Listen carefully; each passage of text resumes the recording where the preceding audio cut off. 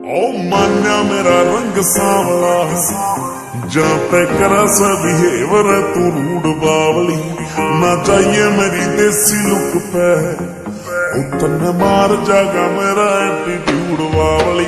ओ मान्या मेरा रंग सांवला जहाँ पे करा सा बिहेवर तू रूड बावली ना चाहिए मेरी देसी लुक पे उतने मार जागा मेरा एटीट्यूड बावली। काला कूड़ का पजामा पैरू चौधर में पैर धरू शौक मेरा